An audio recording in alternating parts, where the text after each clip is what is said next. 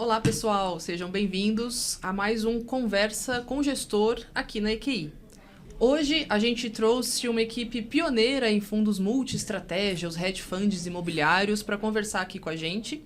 Mas antes, eu vou deixar aqui o nosso tradicional recado. Então, se você está chegando agora, está conhecendo agora o nosso canal, se inscreva no canal, deixe seu like, ative o sininho aqui do YouTube, que isso vai ajudar a gente a entregar esse conteúdo a cada vez mais pessoas. E também, se você quer conhecer o nosso trabalho aqui na EQI Research, a casa de análises da EQI Investimentos, você pode se cadastrar gratuitamente no link que está na descrição desse vídeo. Você vai ter acesso a recomendações, análises, carteiras de fundos imobiliários, ações, renda fixa, análise técnica, enfim, bastante conteúdo que produzimos todos os dias aqui para vocês na EQI, tá certo? Então, primeiro queria agradecer a presença aqui dos nossos convidados de hoje. Estou aqui com o Marcelo Weinstein, CEO e sócio fundador da Canuma Capital, e com Felipe Vaz, sócio e gestor de portfólio da Canuma também. Então, muito obrigado aos dois pela presença. A gente que agradece, Carol, pelo convite. Parabéns aí pelo programa. Maravilha. Super obrigado, Carol, pelo convite e estamos à disposição. Apesar de ser a primeira vez aqui no programa, aqui nas redes sociais, mas vocês são grandes parceiros nossos aí, os nossos clientes já conhecem vocês aí de eventos e tudo mais, mas a gente quer trazer aqui justamente, como eu falei, né? Pioneirismo ali em hedge fund imobiliário, né, nos que são chamados hoje de multi-estratégia, e eu acho que isso passa bastante pelo background que vocês têm ao longo de toda essa carreira aí no mercado imobiliário e fora dele, né? Então, tem uma estratégia bem definida ali de líquidos e ilíquidos, vocês juntaram tudo isso e vocês, de certa forma, complementam essas estratégias e todas essas experiências que vocês juntaram ao longo da vida para fazer hoje aí o CCME, né? Hoje o carro-chefe de vocês. Então, Marcelo, queria que você se apresentasse e falasse um pouquinho aí da sua trajetória até hoje. Ok, Carol. Bom, minha vida profissional basicamente começou no mercado financeiro em 1994. Eu era analista de research de sell-side, naquela época atraindo investidores estrangeiros para o Brasil. Meu papel era exatamente voar pelo mundo, atraindo europeus, americanos, asiáticos para investir na Bolsa Brasileira já em 1994. Fiquei um bom tempo como research até que eu migrei para investment banking, nessa época no JP Morgan, no Deutsche Morgan Grafton, ainda era Deutsche Morgan Grafton, onde eu migrei de analista de research para M&A banker, fazendo execução de M&A para investidores estrangeiros no Brasil. Participei ativamente de todo o processo de privatização no Brasil, no setor de telecomunicações, no setor elétrico. Depois, como banker, eu também fui para o JP Morgan como investment banker, mas aí focando não somente em M&A, mas também em DCM, que é Debt Capital Markets, e depois em ECM, em Equity Capital Markets, fazendo IPOs, follow-ons das grandes empresas. Tive a honra de participar do IPO das principais empresas construtoras que hoje são de capital aberto. Também tive a honra de participar das principais aberturas de capitais das empresas de shopping centers no Brasil.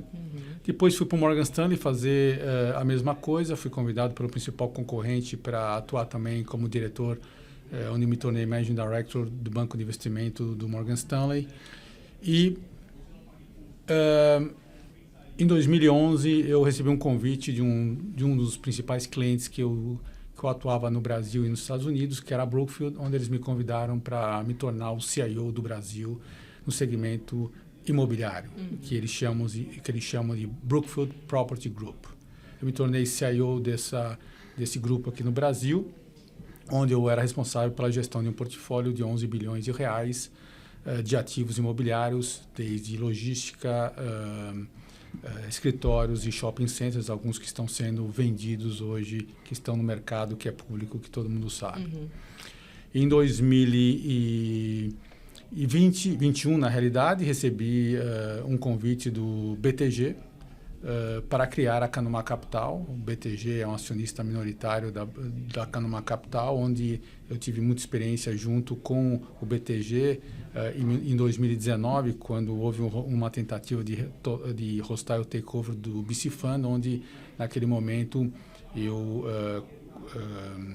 fiz uma estrutura mais friendly fizemos uma transação de 2 bilhões de reais, aí eles me conheceram em 2019, depois de toda me acompanhar, toda a minha gestão, me convidaram para criar a Canuma Capital, para exatamente oferecer para os clientes, não somente do BTG, mas para todo o mercado, o que eu já fazia na Brookfield. E eu aceitei em 2021, então, começamos em maio de 21, começamos a operação em setembro de 21 e o primeiro fundo que nós lançamos foi em dezembro de 21, que foi o primeiro fundo, é um FII, é um fundo de investimento em ações de REITs, os chamados fundos imobiliários americanos, onde hoje nós temos ainda esse fundo. É um fundo que, para você ter uma ideia, esse ano, year to date, janeiro a outubro, estamos dando 30% no ano, versus o IBOV quase 10% negativo, e infelizmente, o nosso iFix também caindo quase 4,5% até a data de hoje. Então, nós conseguimos 30% de year to date.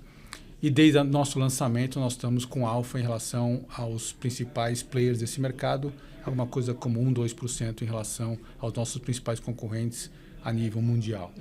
Esse produto é listado aqui? Esse produto é oferecido, ele é um produto para investidores brasileiros que querem diversificar seus investimentos imobiliários no mercado internacional.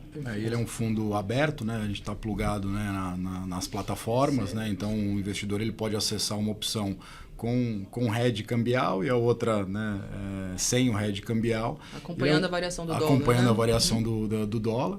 Ele é um FIA, né, um fundo de ações ali, né, negociado, então com aquela dinâmica de, né, comprar, investir, né, resgatar. Entendi. Então não é listado, mas ele está disponível, aí nas principais plataformas. Entendido. E depois nós lançamos o CCM11 em abril de 2022, que a gente pode falar um pouco mais adiante. E também lançamos um fundo de previdência multimercado, que é o primeiro fundo multimercado previdência que tem uma combinação de ativos de renda fixa e uma parte, 40% mais ou menos, de ativos líquidos imobiliários. Bacana. É alguma coisa que hoje ele está em processo também de distribuição via BTG. Então, essa é mais ou menos, falando rapidamente, a minha história profissional. Longa história, bastante coisa a agregar, né? Que legal.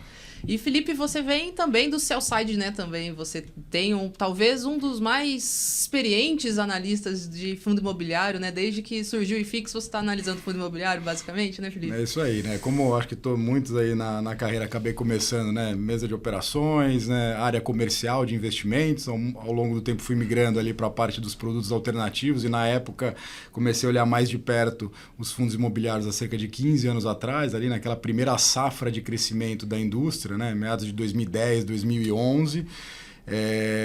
E fui responsável por carteiras recomendadas, né, nesse segmento. Naquela época, né, o mercado era muito diferente, né? A gente não tinha nem 100 mil, né, investidores de fundos imobiliários. Hoje a gente está beirando, né, os quase 3 milhões de investidores e a gente tinha alguma coisa perto de 100 fundos, né? E eu lembro quando eu fui fazer ali o universo de seleção, né, e cobertura de fundos, na época fundos que negociavam acima de 300 mil reais dia, né, de negociação, só tinham 20 fundos na indústria, né? Então, acho que esse mercado cresceu bastante, né, principalmente ali entre meados de 2017 até 2019, né, foi a segunda onda de crescimento da indústria. Né, e o Marcelo, né, quando estava, né, montando a gestora, né, me convidou para tocar essa parte do portfólio, que é a parte mais líquida, né, do portfólio. Então, a gente vai poder explorar. Então, hoje eu sou, né, o gestor responsável por esse fundo internacional, né, que seleciona lá os REITs, né, os primos distantes dos fundos imobiliários. E dentro do CCME, dentre as várias estratégias, a gente tem a parte que a gente aloca em outros fundos imobiliários e ações, né? Então, dentro do CCME, eu fico responsável por essa parte mais líquida do portfólio. Do portfólio, que bacana, Então, eu queria falar um pouquinho, vamos falar de que a gente está falando de fundo imobiliário, vamos falar um pouquinho do CCME. Comentamos aí um dos primeiros, o primeiro, né, Marcelo, você falou, o primeiro fundo híbrido nesse sentido, o primeiro que começou a, de fato, traçar essa estratégia combinando ativos líquidos, ativos ilíquidos. Olhando agora a sua carreira, né, é um passo bastante, acredito que tenha sido desafiador, porque é um público bastante distinto, né? Você agora falando com o varejo, falando com a pessoa física, a linguagem é outra, como você precisa entregar e modelar esse produto acaba sendo até um pouco, talvez não seja diferente, mas a entrega acaba sendo de uma maneira bastante distinta, né? Porque como que surgiu, como surgiu o CCME, como que ele tá hoje também? Na realidade, Carol, essa ideia do CCM11, do Fundo Multiestratégia, foi uma ideia, na realidade, de 2015 no final. Não é de 2021, que foi lançado em 22. Eu acreditava e acredito que é um modelo que atende à necessidade, seja de um investidor qualificado, profissional, e para o investidor de varejo, talvez o menos sofisticado. Então, eu acredito que é um produto bastante democrático no sentido de atender às necessidades de um espectro maior de investidores. E por que eu gosto desse modelo? Eu gosto desse modelo porque eu sempre vejo que eu preciso ter mais opções do que apenas um fundo de fundos onde eu tenho opção só de fundos imobiliários. Eu, na carreira como investidor de ativos ilíquidos, que foi na minha carreira como CIO da Brookfield, eu percebi que não necessariamente, às vezes, você precisa ter um universo de investimento muito maior do que apenas o que está à sua disposição naquele momento. Você tem que ter uma equipe onde você está olhando o mercado privado e o mercado público dividido em dois, as empresas listadas na Bolsa e os fundos imobiliários listados na Bolsa. Para que isso? Porque a gente percebe que existem muita diferenciação de avaliações e muitas oportunidades também de arbitragem. Vamos dar um exemplo hoje, né? Quando você vê hoje o mercado, claro que está um pouco mais estressado com essa abertura de taxa de juros, você observa que o mercado privado hoje ele é muito mais caro que o mercado listado, né? Hoje o mercado listado, para você ter uma ideia, se você pegar shopping centers, escritórios e logística, só falando desses três segmentos, nós estamos sendo tradeados a NOI cap rate implícito de aproximadamente 9,5%, o que é muito alto. Né? Estamos falando de quase... não estou falando dos dividend yields. Os dividend yields estão mais altos do que um NOI, que é uma outra conversa que podemos ter, se você quiser, nesse momento, nessa conversa. Então, na hora que a gente está olhando, a gente precisa... por exemplo, é uma discussão que a gente tinha hoje de manhã. Nós temos caixa, queremos alocar, e a gente começa a ver... nós vamos investir em crédito privado, vamos investir em fundos imobiliários de crédito, ou vamos investir em outros fundos imobiliários híbridos, que pode ser ou híbrido, ou de tijolo, ou de tijolo no geral, seja shopping. Então, você começa a ver uma desvalorização muito grande, onde você vê que, numa visão de médio e longo prazo, faz muito sentido. Mas o que você acabou de falar, o que é a visão de um cara de líquidos e um cara de líquidos e líquidos e do varejo e do mercado de institucional, né? Porque o mercado de varejo, ele tem uma visão um pouco mais de curto prazo. Então, nós como investidores, como gestores, nós temos que atender esse pessoal também que tem uma visão um pouco mais de curto prazo. Mas a gente sempre toma uma decisão de curto prazo, mas nunca deixando a nossa essência, a nossa disciplina, o nosso modo de ver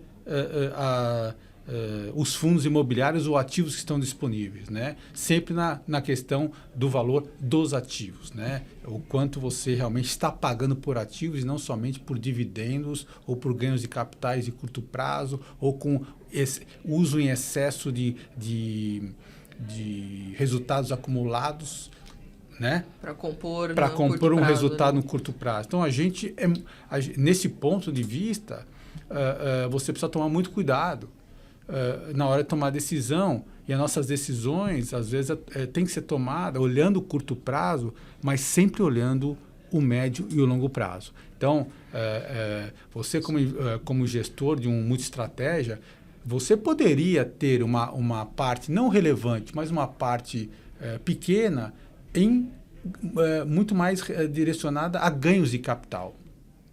Mas o mercado, ele te exige no curto prazo um dividend yield. E você, às vezes, está no dividend yield, onde você, como mesmo você falou, que a gente foi pioneiro no mercado de multi-estratégia, mas tem muitas estratégias que são papéis. Sim. Então, as pessoas começam a comparar um fundo como o nosso, que praticamente é 45%, vamos falar tijolo, e 55% papel, com fundos multi-estratégicos que são 100% papel. Ou alguns que são só 20% tijolos e 80% papel. Então, na hora que você começa a ver essa diferença de portfólio, você precisa explicar para o seu investidor que o risco-retorno é diferente e o requerimento que você tem em relação ao seu dividend yield tem que ser diferente. Esse é um papel do gestor de explicar. Mas, então... E só fazendo um complemento, né, assim, como o Marcelo bem falou, né, o multi-estratégia, né, o CCME, ele nasce lá em 2022, né, Carol, que a gente tinha uma janela também de captação também que não estava, né, totalmente aberta, né, você tinha ainda uma taxa de juros acima dos 13%, né, Selic acima de 13%.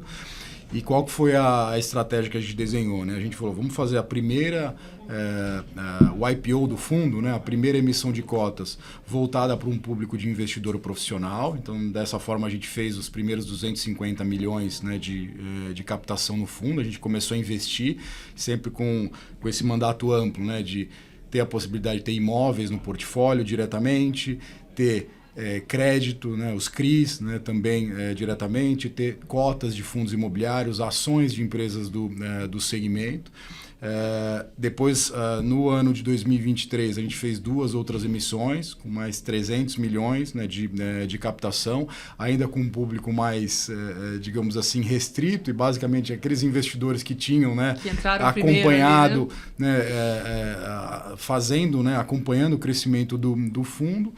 E esse ano a gente teve uma oferta que foi uma oferta, né, que, digamos assim, diversificou ou pulverizou a base de investidores, né? Então, hoje a gente tem cerca de 5 mil cotistas dentro do CCME. Na última emissão, a gente fez uma emissão de 140 milhões, que foi a que a gente finalizou no mês de maio, tá? E hoje o CCME, né, a fotografia dele, ele é um fundo com 715 milhões, né, de tamanho, 5 mil cotistas. Acho que um ponto importante, a gente foi fazendo alguns movimentos também de como é que a gente permite com que o investidor possa acessar o produto, né, essa carteira diversificada, né, essa inteligência do alocar no tijolo, alocar no papel, em que hora.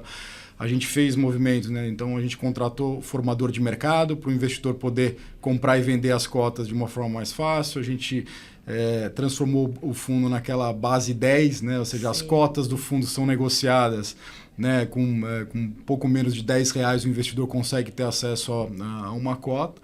E hoje o fundo está negociando ali no mercado secundário de bolsa alguma coisa perto de 800 mil dia. Então ele também ganhou um outro patamar de negociação dia que é importante. Então, como o Marcelo falou, acho que esse espectro aí a gente tem a total clareza que a gente atende o público de investidores, a gente tem que sim. Então, em termos de dividendos, a gente tem um dividendo ali similar ou até um pouco acima do que tem, né, o IFIX, né, que é o principal índice de fundos imobiliários, né, que é uma combinação de tijolo híbrido, e papel, né, nesse sentido. Só que o nosso escopo é muito mais amplo. Hoje a gente tem cerca de 43% da carteira diretamente em CRIs. A gente tem 29% da carteira em tijolo, né, imóveis diretamente, que a gente pode explorar um pouco mais ali ao longo do programa, se achar que faz sentido. E a gente tem cerca de 20% do portfólio que está em essas estratégias mais líquidas, né? Então, fundos imobiliários e as ações. Então, a gente costuma reforçar que, né, o CCME não é um FOF, né, um fundo de fundos imobiliários, porque o nosso espectro é muito maior. Mas, sim, a gente entende que, especialmente nesses momentos, a gente sabe que nesses últimos 2 meses, né, o mercado de fundos imobiliários acabou precificando toda, né, essa expectativa e a elevação de juros que a gente deve viver aí nos próximos meses. Nessas horas também a gente tem capacidade de se aproveitar de distorções, né? Como o Marcelo falou, pô, se eu tenho aqui uma coisa que está mal precificada, está muito mais barato do que se eu estivesse adquirindo um ativo diretamente, pô, tem oportunidade para quem tem um pouco mais de sangue frio, né, que tem um mandato mais amplo. Né? Perfeito. E até nos números que você falou, Felipe, se você olhar o ticket médio, então, dos cotistas, é um ticket elevado, né? Claro que a média pode ser um pouquinho... Você pode tem distorções, obviamente, mas é um ticket de investidor que está ali, é um investidor que a gente vem muito dessa primeira base, né? Dessa primeira leva que fez o fundo, né? Estruturou, na verdade, ali o fundo, e agora vocês estão trabalhando e já está num patamar de liquidez bastante aceitável, plenamente aceitável para a maioria dos investidores pessoa física, né? Sim, é isso, né? Então todo esse caminho que a gente fez no fundo aí ao longo desses 2 anos e meio, né, que a gente já está fazendo as alocações, né, foi testada, digamos assim, com um público investidores mais restrito, mas que agora a gente tem aí em cada uma das alocações do portfólio, né, o investidor ele consegue ver. A gente tem uma preocupação também de, né, deixar, seja o relatório, né, mais simples, né, possível, mas que também seja completo para aquele investidor que quer aprofundar. E também a gente tem um site dedicado do fundo, que o investidor consegue ter acesso também a uma planilha de fundamentos, se ele quiser ver todos os indicadores do fundo, um vídeo mensal que resume, né, o relatório, justamente para... Acho que a indústria de fundos imobiliários é muito legal por isso, né, também. Acho que, né, você ali vocês atuando na cobertura de fundos imobiliários já tem um papel importantíssimo de fazer uma seleção, afinal são mais de 400 fundos imobiliários listados, daqueles pouco menos de 100 que a gente tinha. A gente também monitora, né, cerca de 200 ativos, e a gente afunila isso, né, para uma base, né, bem fundamentada, com modelos no nível dos imóveis, para entre fundos de papel e fundos de tijolo, e as ações a gente cobre cerca de 75 ativos. Com um modelo, né, bem detalhado. A gente tem um time de pesquisa, né, e o time ajuda, né, assim, o Marcelo, né, a gente tem mais outras 2 pessoas que vieram, né, do time da Brookfield. Eu vim com uma experiência mais no mercado líquido. A gente tem um outro sócio que é o Eduardo, que foca a parte de crédito. Sim. Então, justamente para, né, acho que as decisões que a gente tem ali no comitê, ver o risco-retorno aqui, no momento, o que faz mais sentido, né? Então, a gente tem digamos assim, todo esse arsenal aqui para também poder fazer as alocações ali dentro do fundo. Né? Perfeito.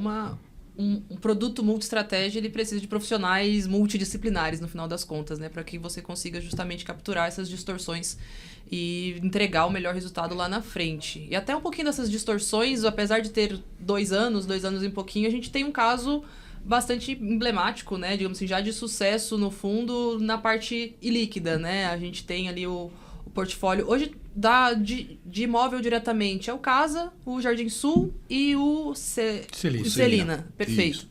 O Casa é o que está há mais tempo ali no portfólio. O Casa nós compramos, na realidade nós pagamos em fevereiro de 23, mas fechamos a transação em outubro de 22. Mas até terminar a diligência demorou 3 meses. O Casa hoje, só para dar uma fotografia, é mais ou menos 20% do portfólio do CCME, né, em termos de tamanho. E não foi numa época que estava bombando, que estava todo mundo achando que seria algo que teria demanda lá na frente, né? Na realidade, foi uma transação totalmente oportunística, né? Não esqueça que nós compramos esse ativo quando o mercado brasileiro de fundos imobiliários estava sem capital, né? Nós tínhamos acabado de levantar 250 milhões, levantamos 50, depois 75, depois 125. Nós levantamos em 3 tranches, né? E, para você ter uma ideia, compramos, naquela época, o Casa representava muito mais que 20%. Mas era uma transação muito oportunística, que não são essas transações oportunísticas, elas aparecem, eu vou dizer para você, Carol, que aparecem 1 a 2 vezes por ano na sua frente, ou na frente de qualquer gestor, né? E quando você tem uma oportunidade dessa, quando você tem capital, você consegue fazer um excelente negócio. Se você não tiver capital, você não faz.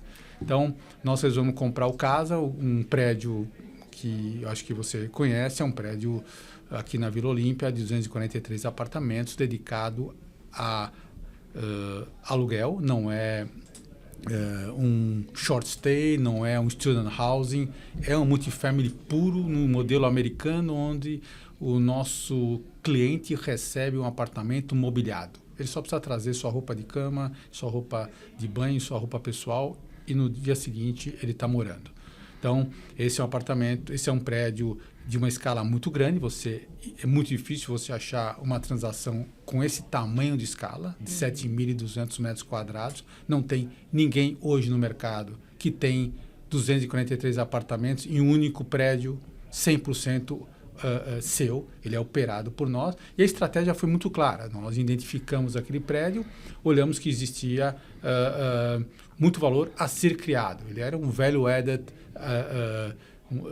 como a gente diz, de criação de valor de médio e longo prazo, onde os aluguéis estavam muito abaixo de mercado, o posicionamento do produto estava errado, e o preço que nós compramos era abaixo do valor de reposição. Numa localização ímpar, assim, a menos de 1,5 km desse escritório que nós estamos, que é no coração da Faria Lima. E nós exatamente fizemos um underwriting naquela época, um planejamento do que seria nosso planejamento de criação de valor nos próximos anos, que nós já, a grande maioria desse planejamento já foi executado. Por exemplo, quando nós compramos, a ocupação era mais próximo de 80%, hoje estamos em 92%. O preço do aluguel por metro quadrado, quando compramos, era R$ 90,00 um metro quadrado. Estou falando líquido de condomínio, mais condomínio. Hoje ele está já R$ 115,00 o metro quadrado. São apartamentos de 30 metros quadrados, né? E a gente acredita que esse prédio ainda pode aumentar um pouco o valor dos aluguéis por metro quadrado, sendo que existem algumas coisas ainda a serem feitas. Então, foram mudanças de execução, mudança de gestão, né?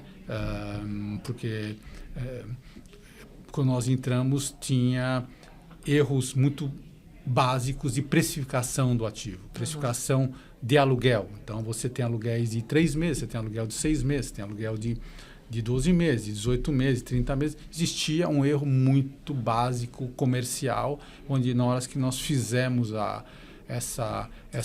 quando nós olhamos e vimos, a gente falou, é aqui que nós precisamos mutar, porque aqui a gente sabe executar. Ou seja, nós não somos gestores apenas somos gestores também de ativos, sim, né? Sim. Pegar aquele ativo, olhar e ver oportunidade. Se não tem muita oportunidade, geralmente a gente ou não compra ou tem que comprar a um preço muito bom, porque você também não vai ter capacidade de incorporar a sua gestão. Então, o caso é um grande exemplo e todo mundo sabe que quando nós publicamos em 23 essa aquisição, dissemos exatamente o que iríamos fazer na nossa apresentação da aquisição e falamos quanto que nós iríamos ganhar em termos de retorno interno para os nossos investidores. E nós dissemos que em 25 nós achávamos que seria o momento de fazer a monetização, porque a gente tem que... nosso objetivo é sempre reciclar o capital. Certo. Tá? Então, reciclar um capital de líquidos e de crédito. É claro que em crédito a gente faz muito menos reciclagem, porque nós temos o nosso portfólio de uma qualidade tão ímpar que para a gente vender um ativo para comprar outro é muito difícil, porque é muito difícil você achar a qualidade que nós temos no nosso portfólio nos fundos imobiliários. Então, eu preciso ter o trade-off de vender por exemplo, um HGBS que nós temos, que é um crédito, não são as cotas. Nós temos uma dívida. Uma dívida com o HGBS deve para vocês, né? Nós estruturamos uma dívida em 23, onde na hora que a gente olha, fala, puxa, eu vou vender esse crédito, mas eu vou colocar o dinheiro aonde? Né? Um crédito onde eu tenho 7 vezes cobertura de juros. né? 15 ativos. Questão de estruturação, né, também. E um ponto só para complementar, né, para dar alguns números do caso, né? Quando a gente adquiriu o ativo, o preço por metro quadrado eram unidades todas, né, um prédio novo, né, tinha lá, né, não tinha nem 5 anos de vida, todo mobiliado, todo equipado, né, as unidades, a um preço de R$ 12.500 o metro quadrado. Se a gente fosse, né, eventualmente, né, estruturar, né, comprar um terreno, né, desenvolver um projeto, aprovar, construir, né, atingir os 80% de ocupação, era um negócio que ia levar muito tempo e ia mais custar... ou menos 5 anos. 5 anos, ia custar muito mais do que os 12.500. Então, hoje esse ativo, né, no laudo de avaliação, ele está avaliado alguma coisa perto de R$17 mil o metro quadrado. Né? Isso que hoje está, né, dentro do... E como o Marcelo falou, quando a gente fez lá a aquisição, a gente tinha, né, uma estratégia de saída, né, desse ativo, né, que era a venda, né, depois que a gente já tivesse capturado essa, né, a ocupação maior, né, o preço de locação. E a gente, nos últimos relatórios, a gente tem explorado um pouco mais disso com os investidores. Né? Então, a gente tem aí duas estratégias de saída: vender o prédio inteiro, né, para alguém que queira ter uma exposição num residencial para renda já rodando, digamos assim. E uma segunda estratégia seria, né, vender as unidades, né, os apartamentos individuais. Né? Os registros das unidades são individuais. Né? Então, na primeira, né, estratégia, a gente vende mais rápido, mas naturalmente quem compra 243 apartamentos, né, vai querer um preço mais, um preço menor. E vendendo as unidades, a gente tem o quê? A gente tem um tempo maior, né, para monetizar esse ganho.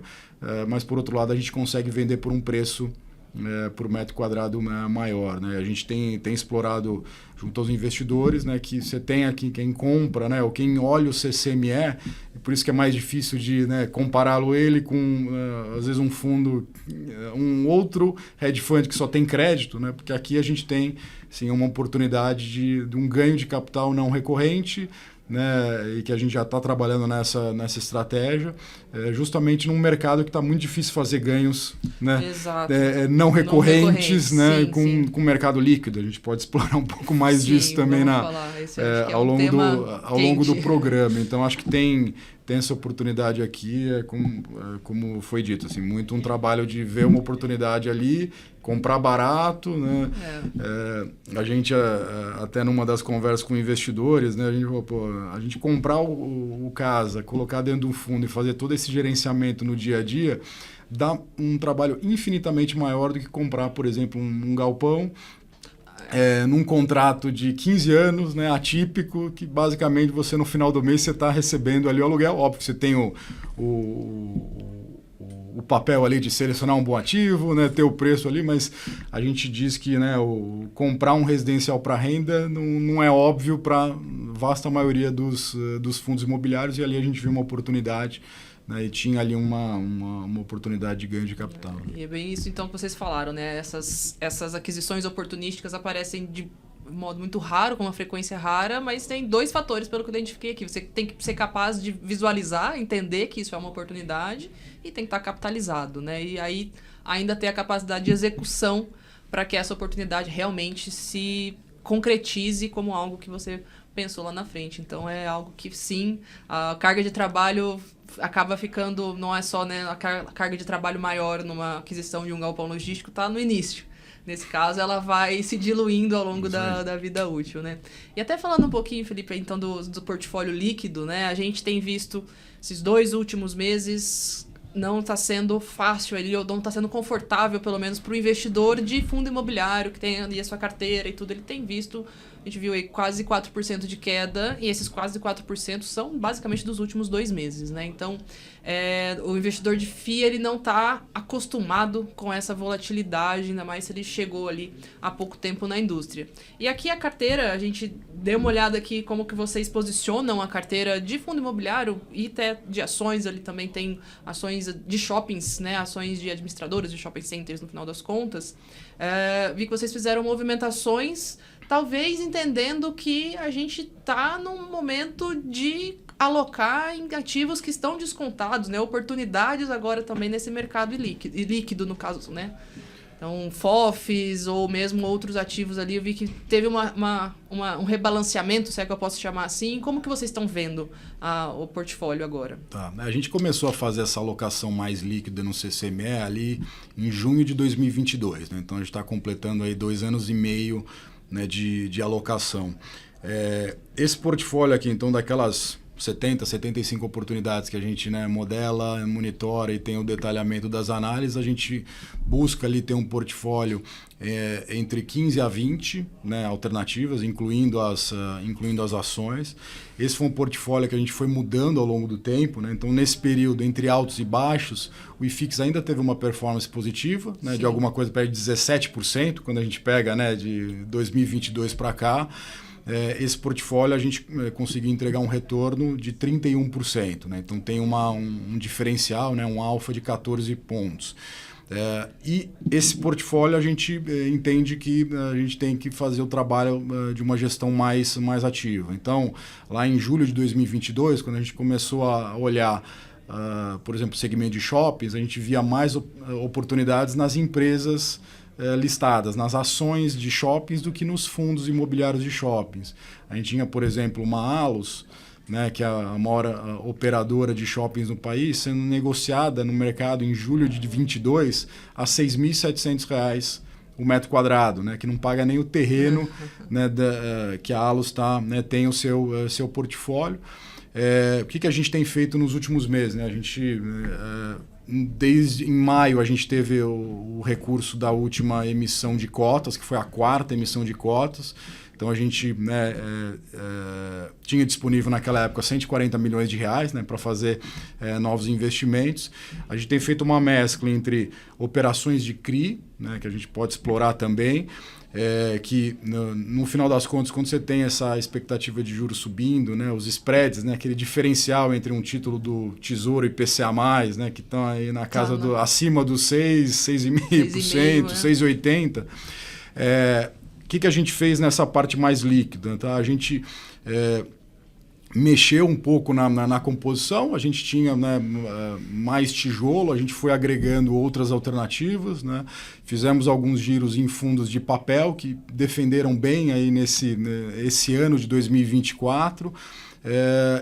Mais recentemente a gente montou posição inclusive em outros, né, FOFs, né, em outras alternativas ali dentro de mercado. E qual que é a lógica aqui? Né? Quando a gente olha mesmo o CCME, né, o CCME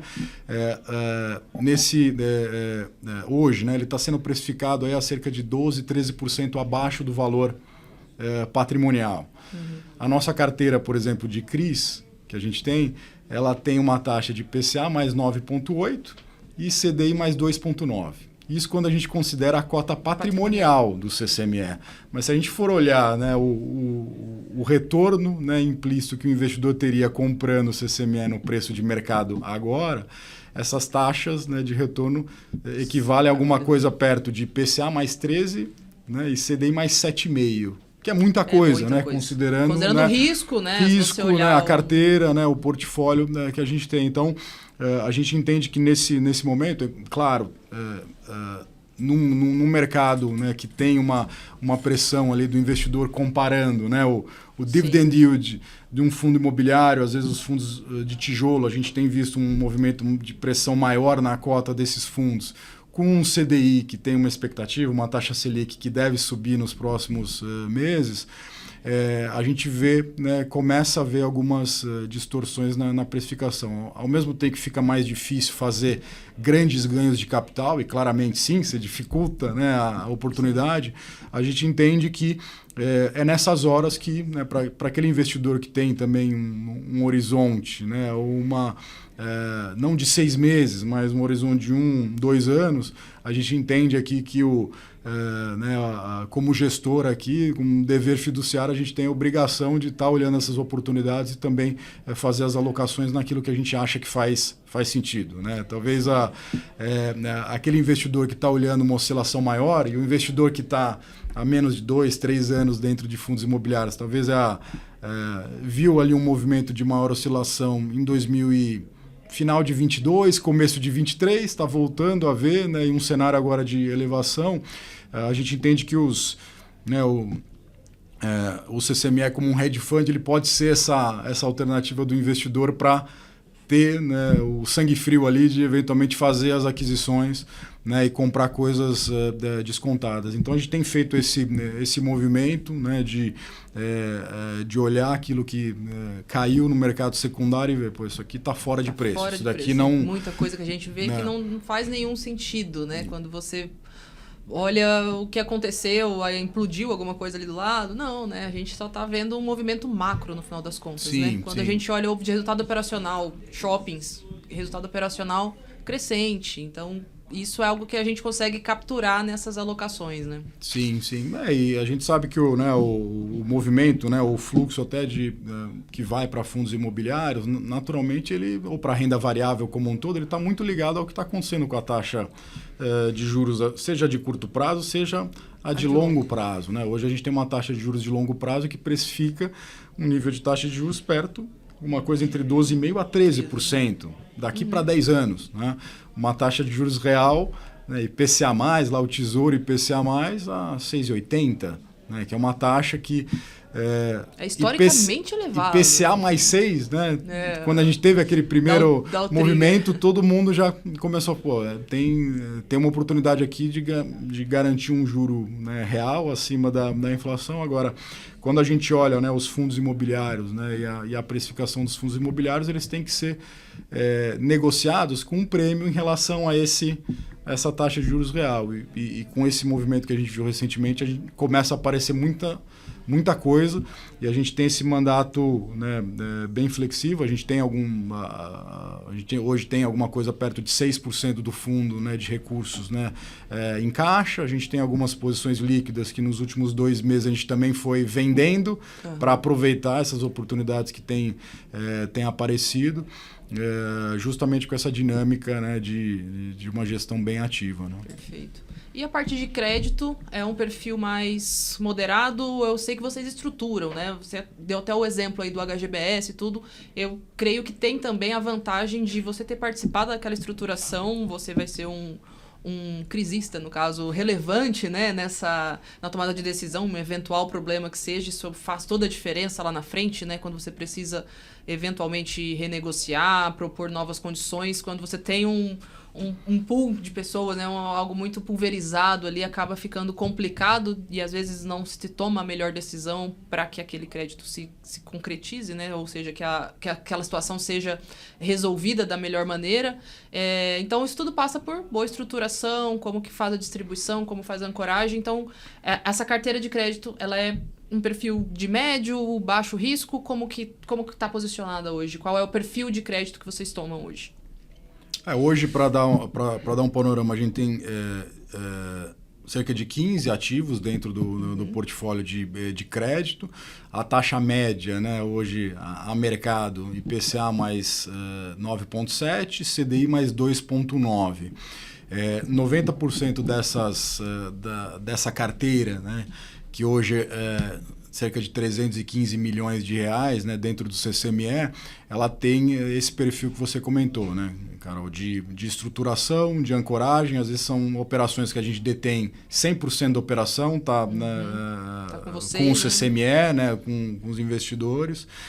Tem operações que a gente tem 50+1 da operação, tem operações que a gente tem 30%. Mais com veto. Mais com veto, né? Ou seja, não são 90% dessa carteira não são CRIs que estão, né, com uma base de crisistas, né, de investidores pulverizados. Então, acho que tem um valor aqui, seja na captura de um spread maior, numa taxa de juros. A gente sabe que desde o começo do ano a gente teve praticamente uma corrida para os produtos isentos, né? Então, CRIs, CRAs, as debêntures de infraestrutura, né? Todos esses ativos isentos de imposto de renda, eles acabaram tendo uma demanda muito grande dos investidores. E quando você tem uma demanda muito grande dos investidores, você acaba tendo, né, um spread, né, uma taxa de juros um pouco mais comprimida. E a gente vê aqui o valor de estruturar, né, desenhar a operação. A gente tem, né, um time, né, um sócio responsável com mais 2 pessoas focadas e dedicadas só na análise de crédito. justamente para a gente poder, né, participar da emissão desde o início, desde a formalização de garantias, né, da estrutura, do termo de securitização, como é que a gente amarra. Então, hoje a gente pode dizer que a gente tem operações aí com perfil bastante high grade, bem óbvias, né, como essa que a gente comentou aqui do HGBS. E a gente tem operações com perfil, né, com mais high yield, né? Mas aí um high yield muito mais voltado ao segmento residencial, financiando, né, por exemplo, construtoras incorporadoras do segmento residencial, que a gente captura ali um spread maior, mas que a gente amarra, né, a operação com garantias, seja de terrenos, né, seja com dividendos de projetos já muito bem vendidos, que a gente consegue ter uma operação com um spread que seria um high yield, mas que quando a gente olha, né, a roupagem e a estrutura de garantias, ela acaba tendo um risco menor. E são operações de prazos mais curtos também, né? Estamos falando não são operações de 10, 15 anos. Você está falando de operações, né, com uma duração ali na faixa de 2 a 3 anos. Então, o CCML é uma mescla desses dois tipos de operação. A última operação que a gente fez, que a gente anunciou no relatório mensal, foi uma operação que a gente fez com uma construtora, a IPCA mais 10%. O laço dessa operação são recebíveis, né, de 6 empreendimentos, né, que é uma operação que vence em 2028 e que saiu com spread, né, com um nível de taxa interessante. Né? Pô, se a gente for pensar que, historicamente no Brasil, se IPCA mais 6 no risco, né, governo, né, no risco soberano, estou falando de uma operação que, claro, tem que ter um spread em relação ao risco soberano, mas que captura um spread interessante, né, e com a defesa também de, se o IPCA, né, tiver um nível maior, a gente também está protegido na operação. Perfeito. E aí, juntando então essas 3 caixinhas, né? A caixinha do ilíquido, a caixinha do crédito, a caixinha dos líquidos, vocês têm aí um histórico bem consistente de entrega de resultados, né? Mesmo tendo passado por toda a maturação ali porque tudo bem, é um veículo, a gente fala, né, é voltado para o varejo e tal, é de curto prazo.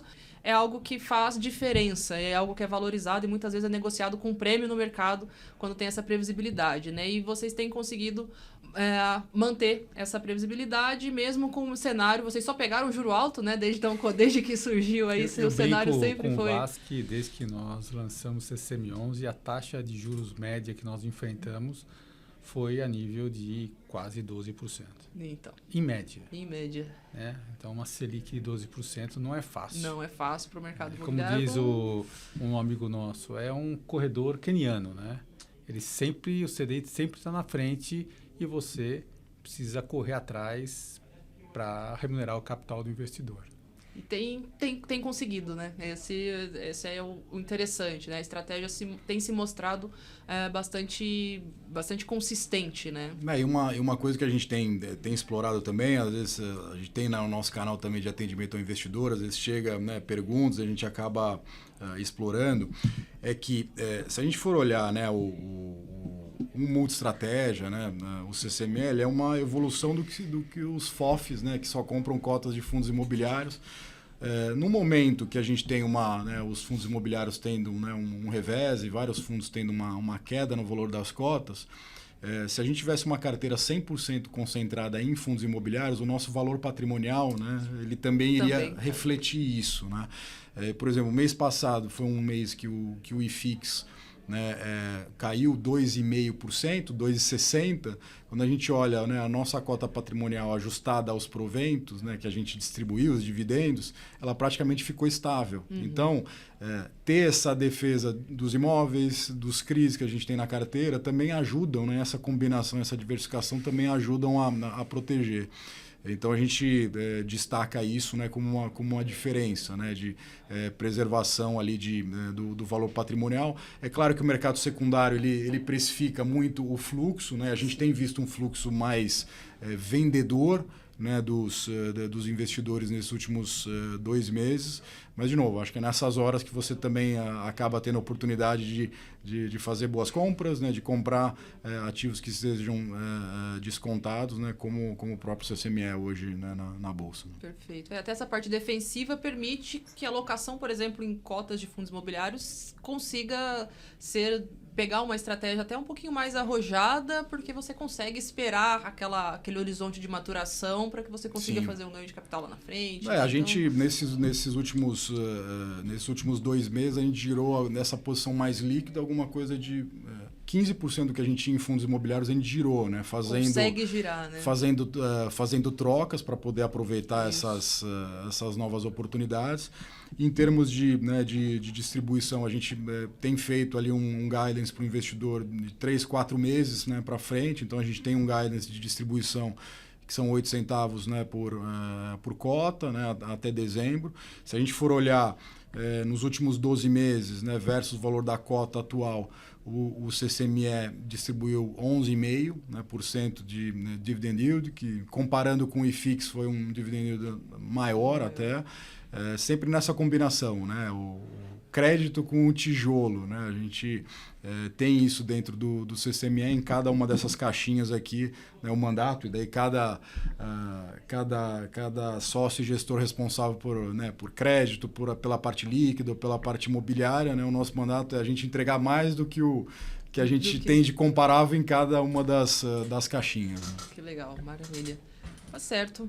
Bom, queria agradecer a presença de vocês, a aula aqui de sempre, né? A gente sempre temos conversado aí há algum tempo, é sempre um prazer conversar com vocês, absorver um pouco aí da experiência e de tudo que a gente conseguiu falar aqui hoje. Algum ponto aí que a gente não mencionou, alguma coisa que vocês gostariam de ressaltar, destacar aqui para o pessoal?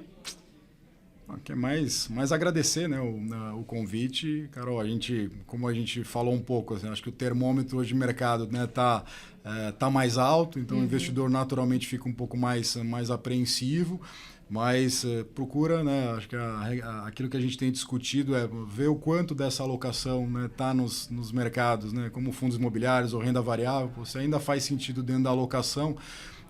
Esse investidor ele tem uma oportunidade aqui de, né, hoje fazer aquisições a preços muito mais descontados que a gente tinha, né, há 6 meses atrás, há 3 meses atrás.